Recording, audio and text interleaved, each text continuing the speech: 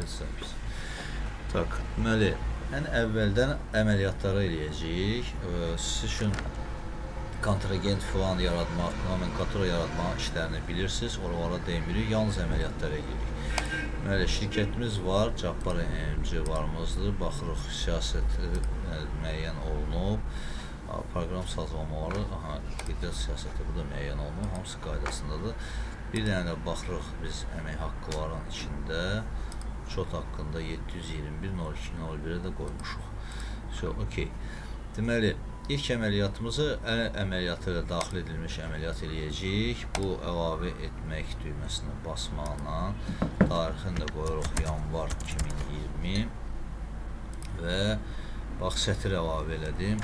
302 təsisçi olacaq. Təsisçi Cabbar MMC-nin içində təsisçi və 301 nizamların kapitalından təsdiq elədik. 50.000 manat.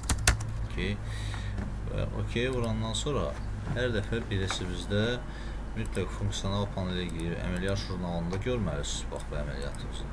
Və hesabatlarımızı açırsınız və hesabatlarımızda sabit MMC yox, buradan Cabbar MMC-ni seçirsiniz. Və öz hesabatlarımızda ilk əməliyyatı dərhal əks elədik. 302-301-i gördük sırası. Ondan sonraki biz əsas vəsait daxil etməliyik. Yenə gəlirik funksional panel. Əsas vəsaiti mal xidmətlərinin mədaxili hissəsində əlavə etmək düyməsini basırıq və avadanlıq hissəsini daxil oluruq. Tariximizi qoyduq 02.2020. Kontragent olacaq təsisçi, təsisçi tərəfindən verilir. Müqaviləsi yoxdursa bir dənə müqavilə düzəldirik. Normal bir təsisçi üçün. Və avadanlığı əlavə etdik. Avadanlıq bizdə Abaradovun yəni içində düzəltmişik. Özümüz üçün təzəsini düzəltmişik də güman edirəm. Düzəltmişik. Ustanov ki.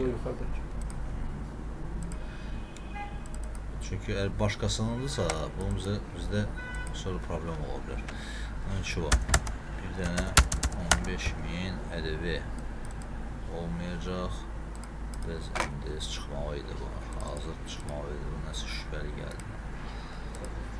Çıxmalı. Bax, burada biz ona bez NDS qoymalıyıq ki, hazır özü çıxsın. Qoymamışıq. Orada avtomatik çıxmalı. Ambar mütləq olmalıdır. Əsas ambar. Çünki hərəlik proqram olmalı kimi tanıyır. Və hesablar 302. Burada avans söhbəti yoxdur. Hər ikisi 302 gedəcək. Yox, bir hesab. Okey. Bu da getdi. Əməliyyatlarımızda baxırıq. Artıq 113, 302 varımızda. Fikir verin.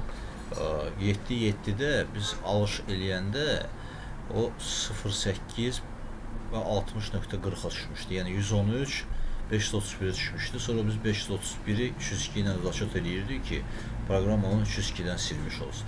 Burada avtomatik 302-dən sildi, yüzü getdi. Sonra gəlirik əsas vəsaitin istismara verilməsinə.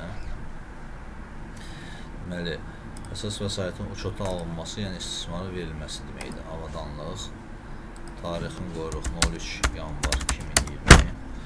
Əsas vəsaitin görsənir. Uçota alınmasını seçdik. Avadanlığı seçdik. Bizim bayaqki Ford Transiti ambarı da seçdik. Çünki olmaq kimi tanıyır. Və əsas vəsaiti əlavə edirik. Əsas vəsait də yenə Ford Transit. Güman edirəm ki, onu qaldı bu. Amortizasiyanın hesablanmasını elədik. Xətti üsul seçək. Əlavə etmək, xərcləri əlavə edirik. 121, hə? Düşürəm, bəli. Sən keşin elə belə danışıram.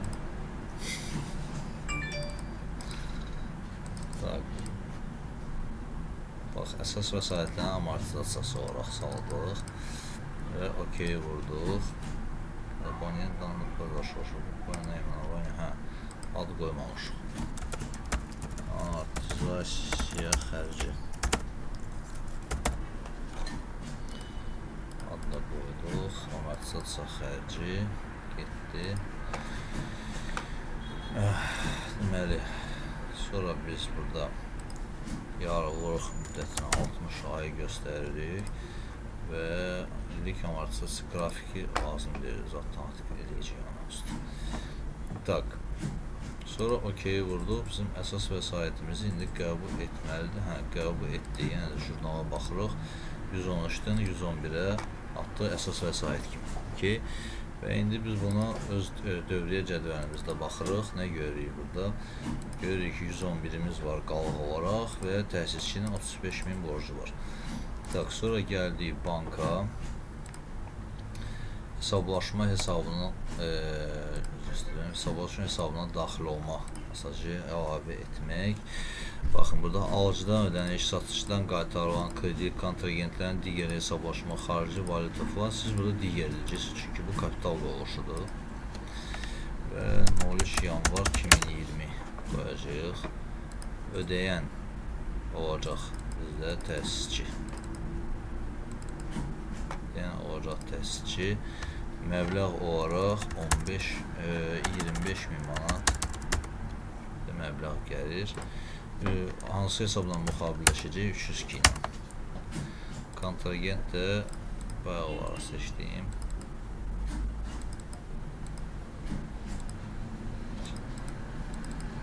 Təsisçi olacaq. Ki, bankamıza pul gəldi. 302, 225. Yenə də açırıq hesabatlarımızı, görürük 10.000 qaldı. Gəldik indi kassaya. Kassa mədaxil xəzinə orderi əlavə etmək. Bax, görürsünüz, yenə də pərakəndə təhdil hesab satıcıdan, bankdan burada digər qoyacaqsınız. Digər qoyuruq, məbləği 10.000 yazdıq. Tarixi yazdıq. Deyək ki, 5 yanvar 2020. Müxbir hesabı 302. Kontragent təsisçi. Pul vəsaitlərin hərəkəti maddəsində biz bunu qoyuruq nizamnamə kapitala. Tak, bax, bir də biz hesablaşma hesabında da pul vəsaitlərinin də nizamnamə kapitalını qeyd etməliyik ki, biznesin ki, bu nəyə görə qoymuş, qoyulub bu pul. Və gəldi, yenə də hesabatı formalaşdırdıq. 50.000 manat bizdə nizamnamə kapitalıdır, var dövlətimiz də aktivlərimiz 50.000 manatdır. Getdik dərs. İndi funksiyonal paneldə biz mal alacağıq. Alış, mal və xidmətlərin mədaxili əlavə etmək, satılan malın komissiyası. Deməli, tarix qoyuruq, tamam, 16 yanvar 2020. Kontragentimiz mal satan. Müqaviləsi yoxdursa düzəldirik. Nomenklatura bayaq düzəltdiyimiz nomenklatura HB 100 ədəd qiymət çıxmalısa, deməli qiyməti düzəltməyi əllə yazmalıyıq.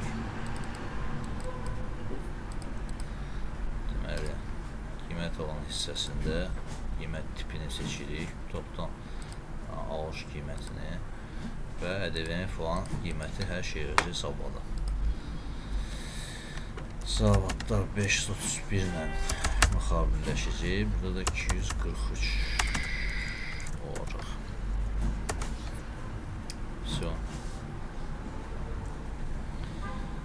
Tak, sonra mal satışı olacaq, mal və xidmətlərin satışı əlavə etmək, satış komissiya, kontragent,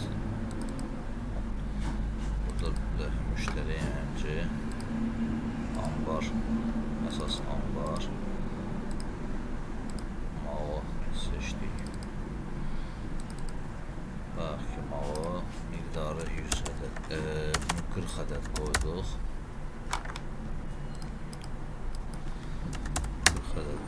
Qiymətlə işimiz yoxdur. Qiymət valyuta hissəsində topdan satışa təyin edirik. Özü ƏDV-nin falanı hamısını özü düzəldəcək. 211.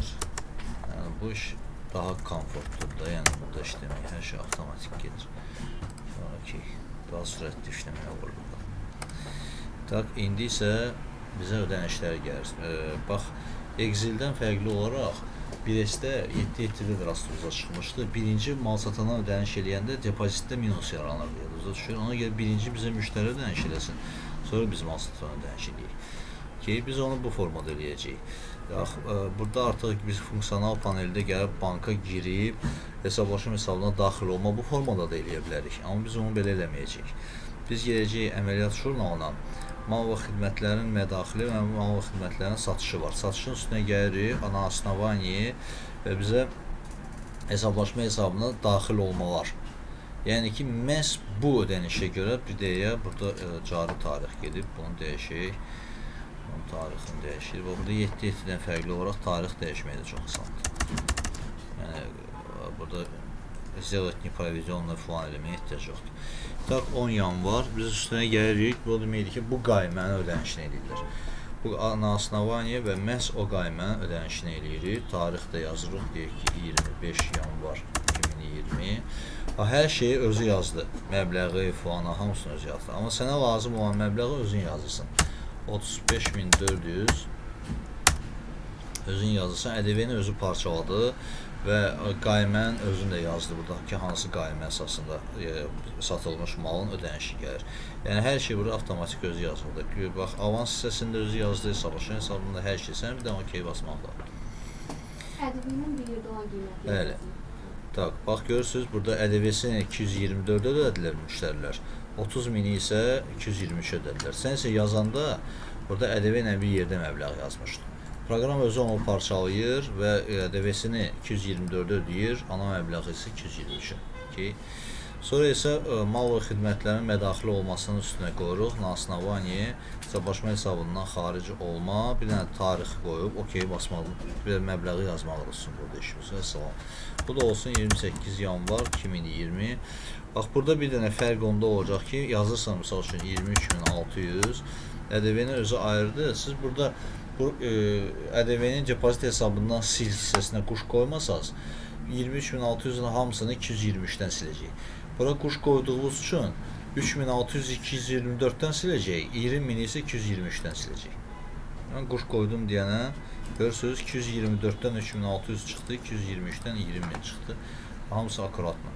Ancaq gəlir bizdə orada əməliyyatımız var, arenda. Funksiyonal paneldən arenda xidmət alışı eləmiş oluruq. Mal və xidmətlər əlavə etmək, satın və komissiya. Satın və komissiya da var. 31 yanvar 2020 qoyuruq. Kontragent burada qoyacaq Cabbarda. Kontragent Dəmirçi Tower. Müqavilə yoxdursa düzəldirik. Normal 3. Və bu da mal əlavə eləmirik, xidmət əlavə eləyirik. Xidmət əlavə eləyəndə, yəni giririk uslugiyə, arendanı bayaq düzəltmişik. Miqdar 1 ay, qiymət 1500, ƏDV-si yoxdur. Hesablar olacaq 535 və 242. Gələcək dövrün xərclərini. Ona OK vurduq, getdi. Ambar falana da ehtiyac yoxdur. Tak, burada da baxırıq, yəni də öz əməliyyatlarımızın içində 721-də sildi. Əmək haqqı necə olacaq? Funksiyonal panel, əmək haqqı, işçilərin hesablanması, əmək haqqına əlavə et, ayın axırıncı günü və doldurmaq düyməsini basırıq. İşçilərin siyahısı üzrə. Burada əvvəl quş qoyub, sonra doldurmaq, çünki biraz 8 üçün kaprizi var. Yerinə yetirmək.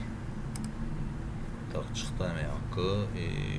Bax, burada əgər siz tutulmaları əllə hesablayıb yazmalısınız. Bizim bu funksiyonal deyil deyənə 803-ümüz. Onu əlinə yazacaqsınız. İşlədiyimiz yerdə bu avtomatik düşəcək hər şey. Özü avtomatik hesablayacaq. Burada sən əlinə yazacaqsınız. OK, bastıq, getdi. Baxın. Aşağıda yenə də hər bir adamın adı üzrə ayrı-ayrı olda maaşlarını hesabladı, sildi. Sonra da qaldı ayın bağlanışı bizdə. Bir də bizim amortisasiyamız əllə gedəcək. Amortisasiyamızı da biz eləyə bilmirik. Yəni bunu eləyə bilməyəcəyik bu formada. Çünki funksional deyil və işləməyəcəkdir, göstərməyəcək bizə amortizasiya. Yəni ki, bunu pul verib düzəltdirmək olar, amma ki, düzəltdirməmişim. Çünki onsuz ki, işlədiyimiz yerdə normal vəziyyətin görücüsü azdırsa, heç kəs amortizasiyanı verməyəcək işləməyə. Ona görə də biz buna əl əməliyyatı eləyəcəyik. Əl əməliyyatının içinə əlavə etmək düyməsini basırıq. Bir də 7-7-dən fərqli olaraq 7-7-də onu düzəltmişdik. Burada əvəzləşməni də və əvəzləşməsini də əllə eləyəcəyik. Tarixi qoyuruq, yəni 31 yanvar 2020. Mündəricatda da qoyuruq amortizasiya, cəza emissiya və müxabilləşməni əlavə edirik. 721 əsas vəsaitlərin amortizasiyası. Əsas vəsaitlərin amortizasiyasını xərc maddəsi olaraq yazırıq və 112-ni də qeyd elədik. Burada nəqliyyatı seçməlisiniz və məbləği də yazdıq 312 manat 50 qəpik. Həmən əməliyyatdan bir dənəsini də düzəldirik, əlavə etmək. Bu da 31 yanvar 2020. O olacaq ƏDV əvəzləşməsi. Əvəzləşdirildi. ƏDV-nin əvəzləşməsinin müxabilləşməsini deyin mənə tez. 241. Neçə? 241. Sən? Sən də həmin şey 241. Qalanlar nöş demir, nöş fəal deyirsiniz. 241 bizim mallara görə çıxacaq burada ki, hansı mallardır, hansı müştəridən söhbət gedir, mal satandan söhbət gedir. O bizə dəyişən edib. Buna ehtiyac yoxdur və burada da olacaq bizdə 521 borcumuz ödənilib, ƏDV əlavə dəyər. Burada da bizdə olacaq 242.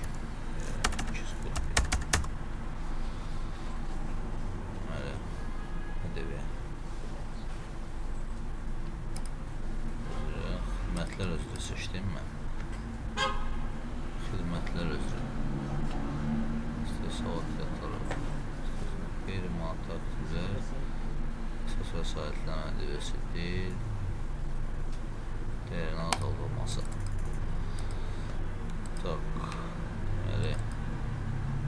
Mal satan və bizdə dərişidə gedəcək bir nə qədər idi? 3600 ödəmişdik. Bax, bunu da tanıdı. İndi qaldı bizdə, bir dənə biz açırıq öz dövriyyə saldo cədvəlimizi. Dövriyyə saldo cədvəlimiz, bu 3600-ü 09-u qoymuşuq, 03-ü qoymaq o 9 bu. 09-u qoymaq. Əməliyyatında buna qoyaq 02-03-ü. Proqram özü 03 atmışdırsa, biz 03 ataq. Qırmızını həll edək. İndi bizim görməli olduğumuz iş 700-lər qalıq verməməlidir. 700-lərin hamısını bağlamaq və 600-ü də bağlamaq. 700-lə 600-ü 800-ə bağlayacaq. Hələ ki 800 yoxdur burada gördüyünüz kimi. Sonra 800-ün özünü də bağlayacaq 901 və 341. Bunların hamısını biz əldən edəcəyik. Əlavə et düyməsi, yəni də 31 yanvar 2020. Niyə görə əldən edəcəyik? İndi mən sizə deyəcəm. Əməliyyatlarda bizim ayın bağlanışı əməliyyatımız var burada. Ayın bağlanışı əməliyyatını eləsək, ayın bağlanışı əməliyyatı bu da funksional deyil, funksional olmadığı üçün mənə qane eləmir işləməyi. Mən misal üçün ayın bağlanışı düyməsini basmaqla bütün hesabların hamısını bir-bir bağlamalıdır. Bax, gəldiniz, burada ilişdi, səhv tapdı göz aləmində. Əslində səhv deyil, yəni səhvi də düzəldirsən, yekunda gəlir 601-i də 701-i də bağlayır, amma hamısı 901-də saxlayır. Ona görə də bu mənə qane eləmir. Ona mən ayın bağlanışını ləğv edirəm. Siz onu əslində belə eləyəcəksiniz. Yəni normal funksional işləyən bir S-də, 803-də işlədiyiniz yerdə siz onu ayın bağlanışı düyməsini basmaqla hamısını bir yerdə bağlayacaq. Bu hamısını bağlayacaq. Yəni burada açıq heç nə saxlamayacaq. 341-ə yıxmalıdır onu. Bunu eləmir, ona görə də mən bunu əl əməliyyatı eləyəcəm sizin üçün. Əl əməliyyatı bayaqları açdım. Maaşlar hissəsini bağlayıram. Vəsaiti bağlayıram. Mal və xidmətlər bağlayıram. Varımızdır və əməliyyatımız var. İtak 31 yanvar yazıram burada ayın bağlanışı.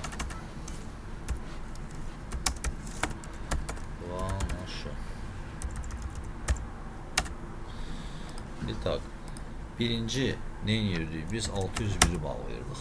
Düzdürmü? 601'i bağlayırdıq. Aslanlar nomenklatura miqdar hissəsinə heç ehtiyac yoxdur. Hara bağlayırdıq 601'i? 801'e bağlayırdıq. Satışdan mənfəət. Nə qədər idi bizdə orada? 47.200. Bütün məbləğlərə biz baxacağıq dövriyyə cədvəlinə. 601, 47.200-ü tərtəmiz bağlamalıyıq. Yəni bu nədir? İndi mən sizə deyim. Düzgünü əslində 601'ə ədəbi ilə bir yerdə gəlməli deyildi. 7.7'də bax görürsünüz orada 601 ayrı deyil. 601 və 701'i birləşdirən 46 var. Köhnə mühasibatlıq, yəni rusların mühasibatlığı, SSR-dən qalma mühasibatlıqda bir dənə 46 var. Həm satışı, həm maya dəyərini ifadə edir. Ona görə ədəbiyyəni də oraya atırdıq və 46'dan da sonra debitini yazıb silirdik. 8.3'ü də həmən o kirəgəlmə mühasibatlığın prinsipi üzərində qurulublar deyənə. O platformanın üzərində qurulublar deyənə. Məcbur bizim bu şotumuzda bu formada xırda dəyişiklik etməli oldular. Yəni buna biz ona görə göz yumuruq. 601'də onu ədəbi ilə bir yerdə qəbul edir. Əslində 601'də ədəbi ilə bir yerdə olmalı deyil. İtak, o eyni zamanda yaranmış həmən o 7200 ədəbi ilə bir yerdə olan məbləği ki, ora salıblar. Həmən o ədəbiyyəni götürüb 701.05.01 absurd bir hesaba oradan bir tərəfdən də açır, qoyur onu maya dəyərinin içinə. Ədəbiyyin maya dəyərində işi yoxdur. Yəni bir 7.7'nin bu hoqqalarına fikir vermirsiniz. Sizə uçotu necə öyrətmişimsə o rüyatda saxlayırsınız. Mənim öyrətdiyim kimi. Yəni bu hissələrə fikir vermiyor. Bu hissələr texniki hissələrdə proqramistlər edə bilmədiklərini bura qədər eləyiblər. Burada indi belə yekuna gələndə səhv olmayacaq, görəcəksiniz. Yəni bağlayacağıq, biz üçün yekunumuzda biz çıxa biləcəyik. Amma bunun görünməyi burada, bu görünməyi qəşəng deyildi. Yəni təzə başlayan adamı çaşdıran bir şeydir. Bu sizi çaşdırmasın. 701'də bu əslində olmalı deyil. Bəzi hesablarda siz bunu 607'də görəcəksiniz. Yəni proqramist onu götürüb orada salıb. Çünki niyə görə 601'ə 47.200 ədəbi qarışıq verməlidir ona görə. Bu sadəcə olaraq bir sapmadır. Yəni proqramistin edə bilmədiyi, edə biləcəyi bu qədər olduğu üçündür. Biz buna sadəcə dözümlü yanaşırıq. 47.200'ə 601'i bağlayırıq, çıxır gedir. Ondan sonra bizim neyimiz var? Başlayacağıq biz 701'i 24.000'ə bağlamalıyıq. Bir dənə də indi biz veririk. İndi isə 801 və yenə də satışdan mənfəət və burada da 701'imizi bağlayırıq. 701 satışdan mənfəət, əsas nomenklatura üzrə 24.000'i bağlayırıq. Ondan sonra bundan bir dənə də verir. Bax, bu yeni sətri yaradır. Bu isə sətri kopyalayır. Yəni, həmən şeyi kopyaladı. Gördünüz. 801 indi isə 721 verəcəm. İnzibati işçilərin əməyin ödənilməsi. Bu da əmək haqqının hesablanması ilə bağlı yoxdur. Tədavül xərclərinə qoyacaq. Hərçənd ki, biz bunu verməliydik. Düzəltməmişik. Ona görə əlavə qoyuruq və adını da qoyuruq əmək haqqı xərci. Xərc qrupu qoymuruq, xərc növü əmək haqqı olacaq. Əmək haqqı xərcini düzəldirik və əmək haqqı 7500 manatı sildik. Sonra arendanın. Yəni eyni şey indi bizdə olacaq arenda. Gəlin baxaq görürük bizdə arenda hardadır. Əmək haqqı 721.01-dədirsə 721.02-də 312 olacaq. Əmək haqqı 721.03-dədir. Əmək haqqı 721.03-dədir. Yəni əmək haqqını yox, amortizasiyanı silək birinci 312-ni. 721.02-ni 721.02 bu amortizasiyadır. Vəsaitlərin amortizasiyası. Bax, budur. Proqram özü bəzi şeyləri sizə deyir. Əmək haqqı xərcində də əsas vəsait amortizasiyası yazılacaq 312 manat 50 qəpik. Sonra bunu da kopyalayırıq və burada artıq biz yazmalıyıq 721.03. Bu isə arenda olacaq. Arendanı da düzəltməmişik burada. Heç bir yoxdur, onun tədavül xərclərini ata bilərik. 1500 manat. Okay. Tak. İndi fikir verin. Bax, xərclərimizin hamısını hesabladıq. Xərclərimizin hamısı 801-ə getdilər. Gəlirlərimizi də hesabladıq. Bunlar hamısı bağlanmalıdır. Sizə elə ki, bir kömək kimi qaradan kalkulatordan istifadə etməyəsiniz deyənə mən buna OK basıram və öz dövriyyə cədvəlində hesabatı formalaşdırıram. Hesabatı formalaşdıranda 801 görürsünüz, özü 33.312 çıxartdı və 47.200 çıxartdı. Mənfəəti, net mənfəəti 13.887 çıxartdı. Okay. Burada bax görürsünüz, səhv bir dənə 7.200-dədir. Ki, bax, bu sizə kömək eləyir ki, bu 7.200-ü də buradan çıxardasınız. Çünki sizin net mənfəətiniz nə qədər olmalı idi? Yadınızda 7.000 manat olmalı idi. Bu ise 7.000 manatdan biraz az olacaq, çünki orada 312 var. 6.800-dən nə qədər silinəcək. İndi bu 7.200-ü biz çıxartmalıyıq. Təzədən bir də giririk ayın bağlanışı olan əməliyyatın içinə. Və bax, son əməliyyatlardan birini bir də kopyalayırıq. Və 701.05.1 hissəsinə basırıq. Yəni bax, bu 701 və bu absurd olan 7.200-ü bağlayırıq. Bu da ƏDV-dir. Yəni, buna heç nə qoymaya da bilərik. 7.200. İndi isə biz üçün net mənfəəti bizə deyəcək ki, net mənfəət nə qədərdir? 801. 801 bizə dedi ki, net mənfəətimiz 6.687 manat 50 qəpikdir. Düzdür? 6.687.50 qəpiyin ƏDV-sini indi siz hesablamalısınız. Bundan ötəri də bizə Excel lazım olacaq artıq. Yəni Excelsiz mümkün olmayacaq. Net mənfəətin ƏDV-sini? Necə? Mənfəətin ƏDV-sini yoxsa? ƏDV yox, mənfəət vergisini. Tak, deməli 7.000 manat olmalı. Bizim sabit xərclərimiz oldu nə qədər? 9.312 manat 50 qəpik. Nəticədə bizim net mənfəətimiz elədi 6.687. Mənfəət vergisi oldu 1.337 manat 50 qəpik. Xaric mənfəətimiz də olacaq bu. Okay. İndi biz nə edirik? Mənfəət vergisini hesablayırıq. Bu 1.337.50-ni kopyalayıram və gəlirəm bir isə yenə də əməliyyatlara giririk.